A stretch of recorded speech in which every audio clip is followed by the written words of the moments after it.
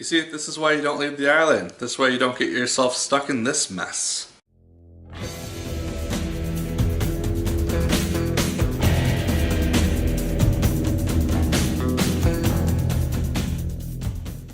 Hello once again, watchers of good movies. My name is Nick Pell, and this is once again coming from my apartment. Now today we are going to be talking about the film The Purge, Election Year. This is the third film in the Purge trilogy, and it brings back Frank Grillo from the second film, Anarchy. Anarchy was actually one of my favorite films of that year, at least of the summer. And it did something much different than the first film, which was much more of a home invasion film than anything. It took us outside into the Purge itself. It had this wild atmosphere, and you never knew what was going to happen or what was going to be around another corner. At least from what I remember. I haven't seen the film in like 2 years. So this film takes place a couple of years after those events. It is now, I think, 18 years or so into the Purge itself. It's been going on for 18 years. It's become this staple of what America is. They have murder tourists, people who come from other countries just to participate in the Purge and kill people.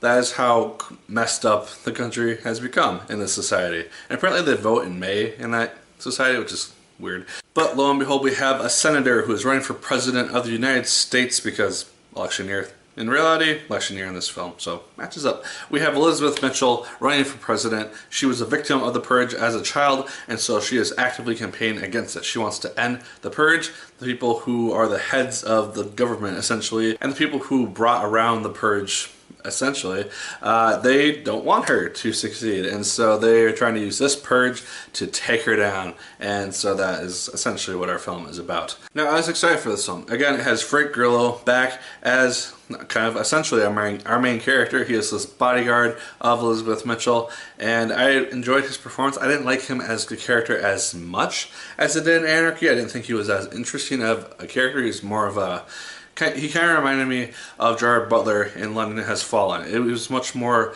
of kind of a go here, do this, I'm going to shoot bad guys, you stay here and don't mess anything up. He's more of that character. He didn't have as much depth to him in this film. He was fun to watch when he was taking down guys, but he wasn't all that interesting of a character. Really, the only interesting character in this whole film is Elizabeth Mitchell, because she has reasons for why she wants to get rid of the Purge, but she also isn't wanting to just like use the Purge to take down her opponents in this election. There's this minister guy who's very much for the Purge, working with the corrupt leaders of the world. She's being him, and there comes a point where she could either opt to kill him and just make the election really easy, or just let him survive and keep running against her. And she realizes that if she takes him down, he's just going to be used as a martyr, and she'll eventually lose the election. So it's kind of an interesting conflict that she ends up having, and which kind of flows into a bunch of the secondary characters in this movie.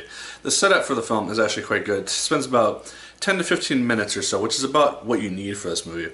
Setting up the secondary characters as well as where the world is at this time point. We have murder tourists, people come from around the world to kill other people, and we have just this society which is just infected by the Purge. It's something that everyone just essentially thinks about and just kind of plans for or fears if you're homeless or not able to defend yourself. And then when we got outside into the Purge, everything just looks really, really well done. This movie was filmed on a $10 million budget, very small budget for a film, and yet the outdoor scenes and the violence and everything looks very, very good.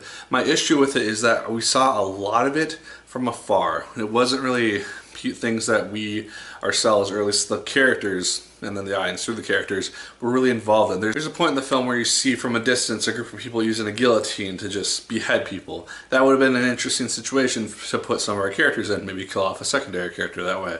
And you just never really get our characters in these really tension-filled situations, which are just unexpected. I think part of that is because of the trailer. The trailer just really showed too much. Eventually, just after watching this film, it showed so much that I was just kind of waiting for bits and pieces of the film to kind of continue and just hit where it needed to hit before it got past that point, and I didn't know what to expect after that. It's just a problem with horror trailers sometimes and thrillers and stuff, is that they just show too much, and so you know what to expect, you know generally where the story's going to go, and then it went in that direction. And a lot of the events that happen when they are outside during the Purge, it just seemed very situational, like they set it up pre-Purge and now it's just kind of coming to fruition during the Purge. It just, again, it didn't seem as random, it didn't seem as chaotic as I remember Anarchy being. And it's just kind of disappointing in that regard, because you just see these as situations which need to be gotten past, and they're just going to move on to the next event after that point. There never really seemed to be any sense of danger in this film, with what the stakes were, with the senator having to survive this night in order to change the country and get rid of Purge Night. It just didn't really seem that high of stakes, despite what the film was trying to portray. There was a surprising amount of humor in this film, so the dialogue is actually one of the stronger parts of the movie, I thought, because they're just lines which had me cracking up throughout the movie, and a lot of the other people in the audience as well.